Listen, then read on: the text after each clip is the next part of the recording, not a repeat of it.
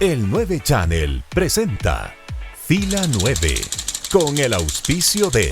No te confíes. El estado de excepción terminó, pero la pandemia sigue. Alcaldía de Guayaquil.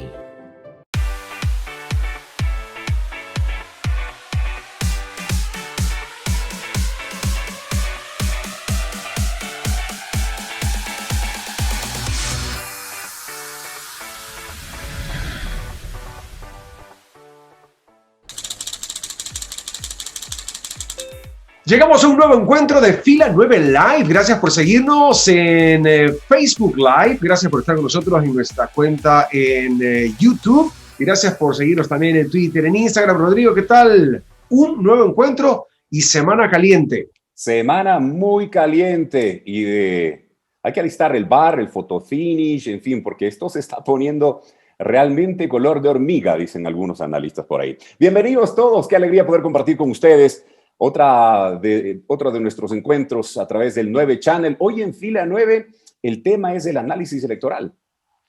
Esta última milla, la carrera final, el último empujón de la campaña, donde se define, sobre todo en una campaña como la que hemos vivido, con una votación polarizada y donde se habla ya, es Vox Populi, el tema de las encuestas, que marcan digamos, estamos dentro del margen de error, estamos en los más menos 3, más menos 6, dependiendo de la encuestadora, pero está dentro de un margen de error, lo que no marca una claridad de lo que puede ocurrir hacia este domingo 11.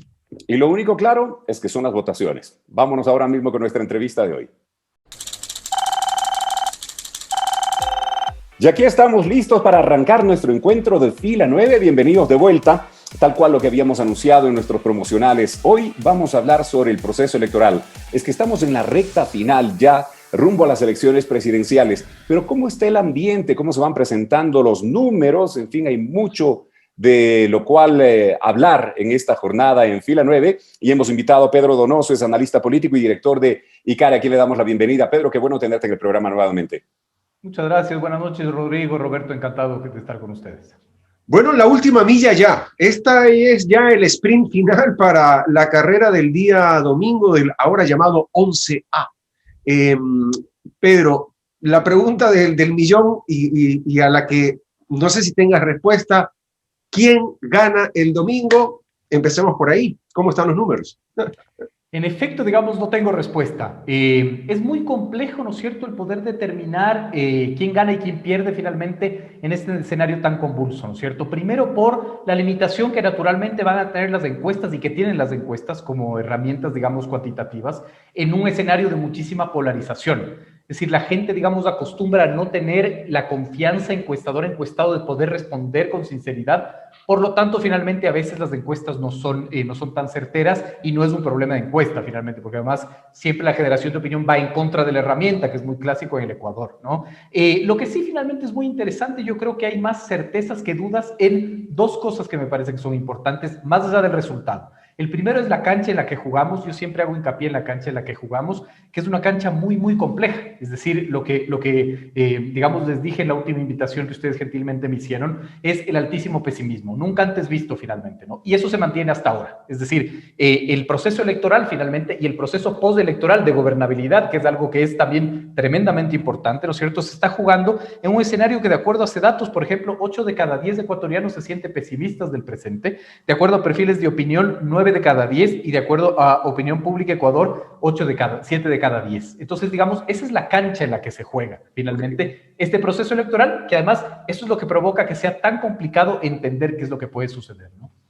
Ahora, con ese marco que bien estableces de una sensación de pesimismo en el ambiente ciudadano, en el humor social, ¿cómo están divididos ahora los votantes? Había entre Arauz Lazo una diferencia de más o menos 10 puntos en la primera vuelta y un electorado muy grande que unos hablaban con el uno y le decían, señor Herbas, usted endósenos los votos acá, no, señor Yacu, usted endósenos los votos. O sea, como que si los votos fueran 100% endosables. Ellos les dicen a la gente, voten por este y la gente vota. Y eso, hasta donde me da a mí el conocimiento, no funciona de esa manera. Entonces, ¿cómo está este grupo de gente que efectivamente votó por el señor Herbas, que votó por el señor Yacu y por los demás 14 y demás 12 candidatos que conformaban la lista de 16, ¿en qué están pensando o qué podrían estar pensando para inclinarse más hacia un lado o hacia el otro?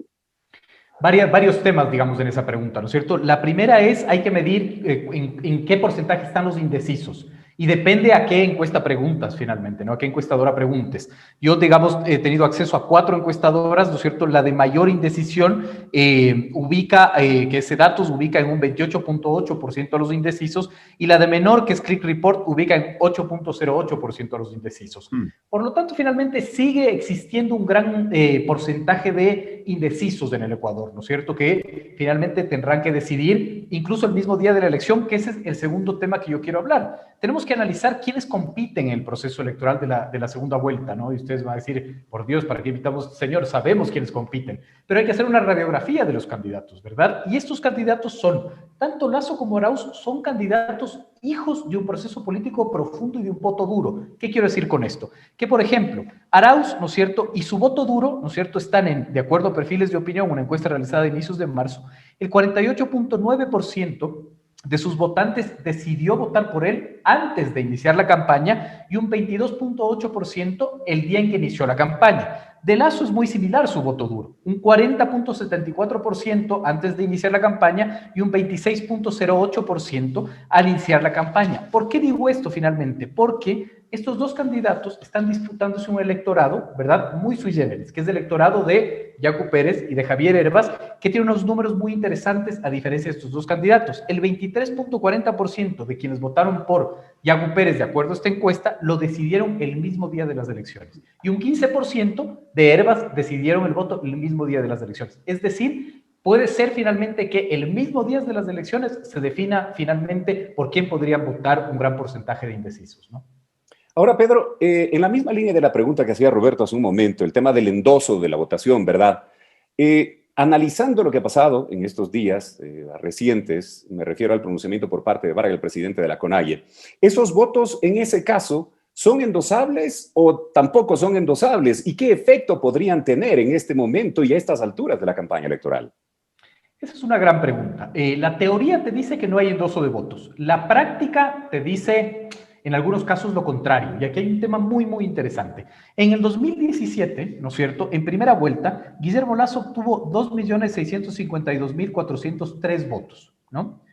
Cintia Viteri, en tercer lugar, obtuvo 1.540.903 votos y Paco Moncayo, cuarto lugar, 634.033 votos. Los dos candidatos, tercero y cuarto, hicieron un llamado para votar por Guillermo Lasso en la segunda vuelta. En la segunda vuelta, Lasso obtiene 4.833.389 votos, es decir, una diferencia de 2.180.966 votos. ¿Cuántos números? Tengo un punto en esto. Si nosotros sumamos los votos de Cintia y los votos de Paco Moncayo, dan 2.174.936 votos, es decir, 6.000 votos menos finalmente de lo que obtuvo Guillermo Lasso en segunda vuelta. Podemos colegir como hipótesis que hubo endoso de votos. Sin embargo, era Cintia Viteri, ¿no es cierto?, de un proceso estructural del Partido Social Cristiano, una hija de un partido político, y Paco Moncayo, digamos, absolutamente relacionado con la izquierda democrática. Hoy vemos que hay otro fenómeno, ¿no? Y ese fenómeno es que ni Yacu Pérez, finalmente, es un actor, digamos, mandante en el movimiento indígena, ni todos sus votos son del movimiento indígena, ni Javier Herbas de la izquierda democrática. Es decir, vemos un electorado absolutamente líquido finalmente en ese sentido, por lo tanto podríamos decir que no habría endoso de votos, digamos, en esa coyuntura. Lo que sí vamos a ver finalmente es una identidad quizás un poco más programática, más incluso pragmática finalmente, con las posturas de uno u otro lado finalmente, ¿no? Pero es difícil establecer eso, porque Yacu Pérez, digamos, obtiene una votación no del movimiento indígena, no propia de él, sino es una suma de varias cosas finalmente, ¿no? Y también Javier Herbas con respecto a lo que logró la izquierda democrática. Claro, y lo que ha hecho es evidente, más bien ese pronunciamiento, una división al interior de Pachacutic y de la CONAIE, en fin. Y de la izquierda democrática también, finalmente, ¿no? Y sin duda. Ahora, ¿quién inclina la balanza entonces en este momento, ya que estamos a los pocos días, o quién será el que incline la balanza al llegar el 11? Es muy complicado, digamos, determinar finalmente, pero será el que más logre identificar a a cierta porción del electorado. Por ejemplo, hoy se dio un fenómeno muy interesante que incluso es mucho más decidor que el apoyo que Vargas de la CONAIE pudo haber dado finalmente, que es el apoyo de la Federación de Indígenas Evangélicos a favor de Andrés Arauz. El voto, digamos, evangélico del movimiento indígena en la Sierra Centro es supremamente importante y eso no se lo ha tomado tan, digamos, tan notorio y tan en serio finalmente, ¿no? Entonces, lo que creo es que quien cometa menos errores, quien pueda construir, digamos, un imaginario mucho más profundo, ¿no es cierto? Y quien logre finalmente llegar al jueves, digamos, que inicia el silencio electoral, sin cometer tantos errores, ¿no es cierto?, determinará a dónde se van estos indecisos que son un electorado líquido, ¿no?, que no tiene, digamos, una pertinencia ideológico-política. Claro, en ese tramo final, en esta última milla de campaña, gana el que menos se equivoca, sin duda, y las campañas son muy diversas, y ahora se ha utilizado mucho el tema del contraste, ¿no? Es una forma bonita de llamar las campañas sucias, ¿no? Los cuartos grises, todo ahora se le llama contraste a la sacada de los cueros al sol, que viene siendo en castizo. Ahora, se está viendo cosas del uno, se está viendo cosas del otro, sacan cosas del uno, sacan cosas del otro, y eso está llevando ahora a una campaña que está poniéndose, no diría hasta cierto punto, fuerte, ¿no? Violenta. ¿Qué resultado tú crees que da eso efectivamente en la población? Yo creo que finalmente vimos que el miedo no caló en ninguna de las dos opciones, ¿no? Es decir, yo siempre pregunto finalmente a mis clientes o a la gente con la que converso, ¿por qué querría Arauz convertir al Ecuador en Venezuela? ¿Por qué querría Guillermo Lasso crear un feriado bancario? Yo creo que ese pensamiento también se hace la gente. Muchas veces, digamos, las campañas de contrastes lanzan finalmente miedos que se derivan de un wishful thinking o un sesgo de confirmación que quizás al cuarto de guerra es al que le asusta, pero no a la gente finalmente, ¿no? Entonces creo que el miedo no cala. Yo creo que en comparación al alto pesimismo, ¿cierto?, la respuesta estaría finalmente construir más bien una campaña de esperanza, ¿no es cierto?, de poder evidenciar finalmente que la orfandad que siente la gente, finalmente, si traducimos este pesimismo a orfandad, tenga una respuesta. Yo creo que en ese sentido, digamos, está la clave. Ahora, creo que mucho la discusión circula alrededor del 11A. A mí me preocupa más que el 11A, el 12A en adelante. Porque todo lo que construyen los candidatos, es decir, todo voto que ellos logran finalmente con alianzas, es un punto menos de gobernabilidad. Es decir, no van a poder cumplir todo lo que están ofreciendo finalmente, y eso va a provocar que, en este estado de ánimo de alto pesimismo, la gobernabilidad sea una pesadilla en el Ecuador. Pedro, nos vamos a una pequeñísima pausa comercial, pero enseguida estaremos de vuelta. No sin antes dejarte una inquietud sobre la mesa. Hay quienes dicen que hubo un segundo momento, se generó un segundo momento a partir del debate presidencial. ¿Cuál es tu criterio? ¿Vino ese segundo momento, una nueva oportunidad de rediseño de campañas, de estrategias? Ya volvemos luego de la pausa con esta y otras inquietudes en Fila 9. Si ves que alguien no se lava las manos al llegar de la calle, díselo. Pídele que se las lave. Usamos tapabocas, pero no para quedarnos callados. No te confíes. El estado de excepción terminó, pero la pandemia sigue. Alcaldía de Guayaquil. Autorización número 0289. CNE, Elecciones Generales 2021. Ahora, cada semana, las entrevistas de Fila 9 Live las podrán ver y escuchar a través de Diario La Hora, con la conducción de Roberto Rodríguez Reyes y Rodrigo Proaño. Los esperamos. Si ves que alguien no respeta el distanciamiento ni usa la mascarilla, díselo. Usamos tapabocas, pero no para quedarnos callados. No te confíes. El estado de excepción terminó, pero la pandemia sigue. Alcaldía de Guayaquil. Autorización número 0290. CNE, Elecciones Generales 2021. Te invitamos a formar parte del 9 Channel y a disfrutar de los contenidos digitales Fila 9 y Catadistas. Solo ingresa a nuestra fanpage en Facebook y listo. Te esperamos en el 9 Channel.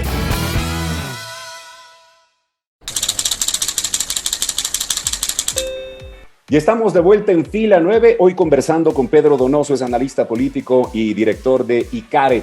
Lo que te había preguntado, Pedro, hace un momento, A partir del debate presidencial, ¿hubo un nuevo rumbo en la campaña electoral? ¿Hay un nuevo momento en las elecciones presidenciales, en las candidaturas? Ahí también quiero volver a la encuesta de perfiles de opinión, ¿no es cierto?, que hablaba de que Hervas y Pérez también son hijos del postdebate, ¿no? Es decir, de acuerdo a esta encuesta, ¿no es cierto?, 27% de votantes de Yacu Pérez decidieron votar por él después del debate y 33% por Hervas después del debate, finalmente. Entonces, en esto sí podemos tener, digamos, una data un poco más dura. A mí se me dificulta, ¿no es cierto?, sacar esa conclusión. Es decir, yo no sé si el debate fue, digamos, la implosión que requería una u otra candidatura, digamos, para cambiar, porque no me dan los tiempos de medición de las encuestas. Entonces, no me atrevería, digamos, a plantear eso. Lo que sí puedo plantear finalmente es que las dos campañas decidieron cambiar absolutamente su narrativa y finalmente ya vemos que Arauz, por ejemplo, ya no ofrece $1,000 a 1 millón de familias, ¿no? Es decir, ya su discurso ahí y su narrativa ha cambiado, ¿no es cierto? La narrativa igual de Guillermo Lasso, a pesar de que la primera vuelta fue muy dura en el sentido de ofrecer muchos resultados duros, ¿no es cierto? Muchas cosas tangibles finalmente, 2 millones de empleos, etcétera. También ha ido de una u otra manera un poco variando. Yo no creo que se da con respecto al debate, sino se da con respecto finalmente a los resultados que se dieron en la elección, ¿no? Es decir, el sorpresivo porcentaje de Yacu Pérez y el sorpresivo porcentaje de Hervas, que además también se están, digamos, decidiendo sobre un sesgo de confirmación real. Yo escucho muchísimo a los analistas decir, es que por Hervas votaron los jóvenes y las feministas. Yo no tengo esa información. No existe data.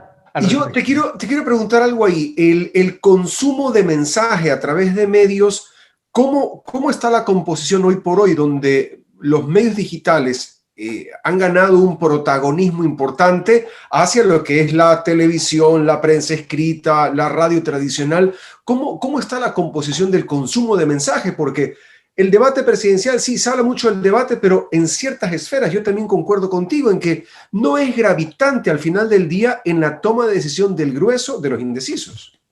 De acuerdo, hay varias cosas, ¿no es cierto? Yo soy un defensor del debate finalmente porque la sociedad civil en este país logró que el Código de la Democracia obliga a los candidatos a sentarse finalmente. Entonces yo siempre repito esto como lora, ¿no?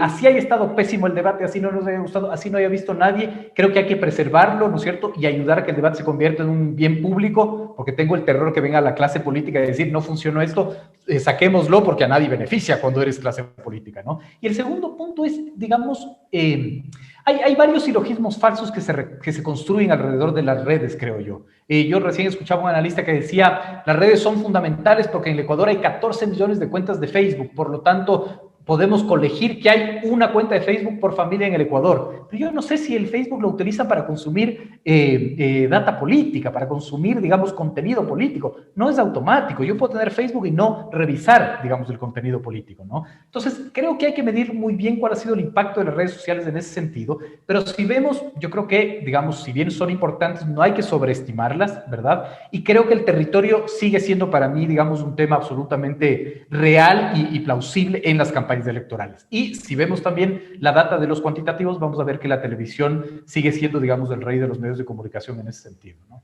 Pedro, yo quiero finalizar de mi parte con una inquietud y va en el mismo sentido de la primera con la cual abría la entrevista a Roberto. Si bien no podemos identificar en este momento quién gana, pero las tendencias que se han generado hasta este momento, en estos días, son las que marcarán la pauta para el proceso electoral. O sea, ¿llegará con esa misma tendencia? A ver, caractericemos a los dos candidatos, ¿no es cierto? Que es supremamente importante hacerlo.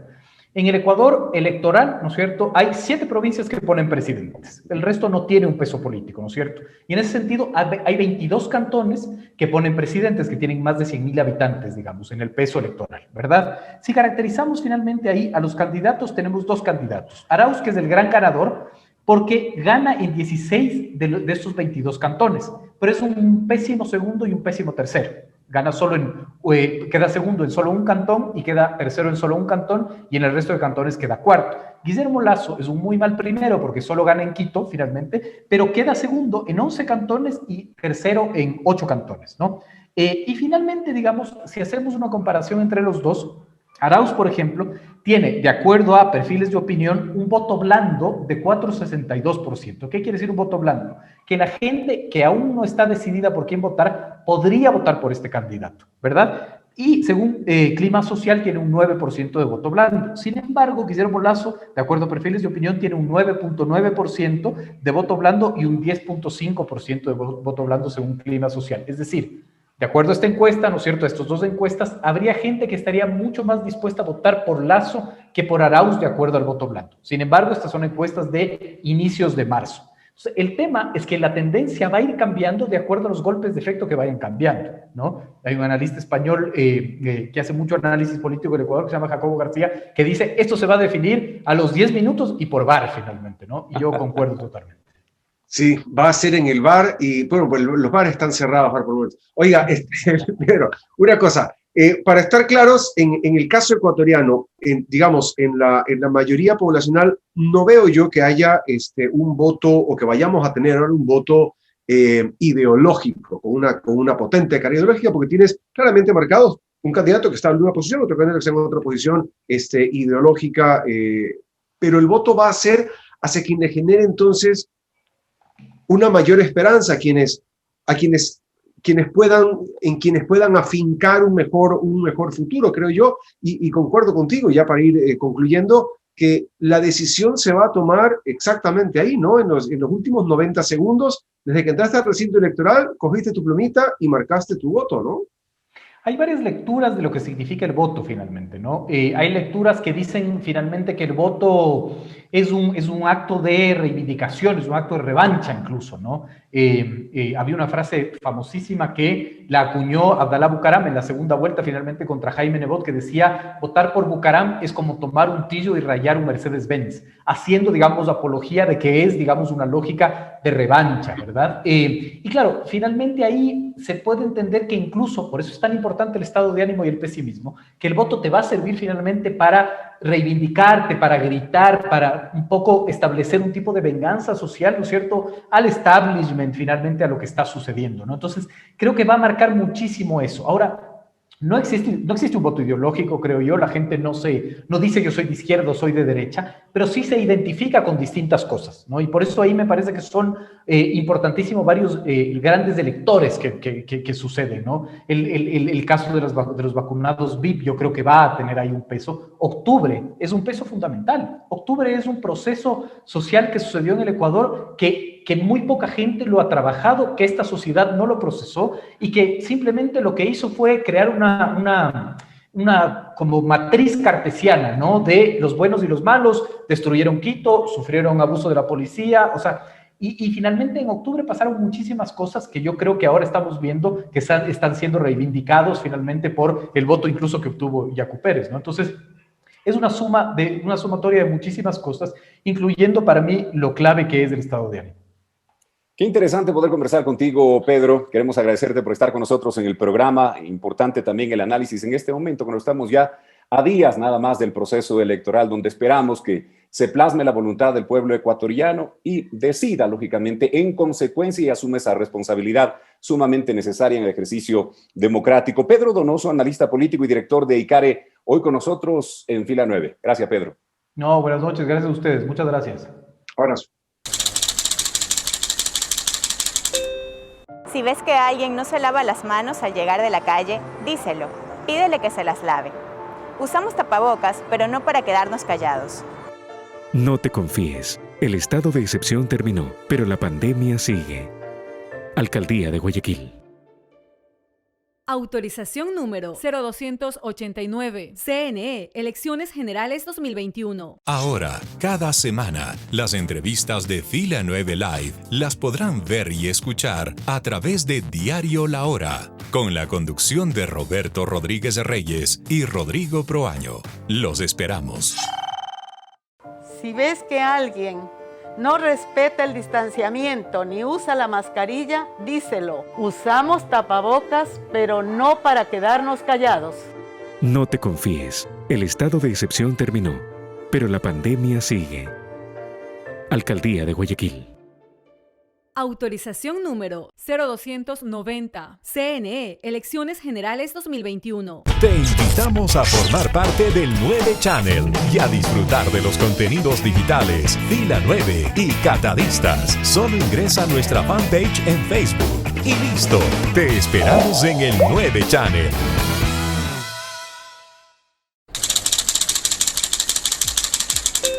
Criterios muy válidos y que nos invitan al análisis y a la reflexión, no planteada desde el odio, sino desde el deseo de días mejores para nuestro país. Es una decisión que hay que tomar esta semana y donde los ecuatorianos nos abocamos a las urnas una vez más para definir el destino de los próximos 4 años en materia política. Un voto que sin duda alguna va a ser reflexivo para muchos. Y como lo decía inclusive Pedro, existe un cierto nivel de polarización, inclusive en discursos, en campaña, en fin. Veamos en la recta final qué es lo que termina ocurriendo y los resultados, lógicamente, los tendremos a partir del 11. Esperemos que así sea.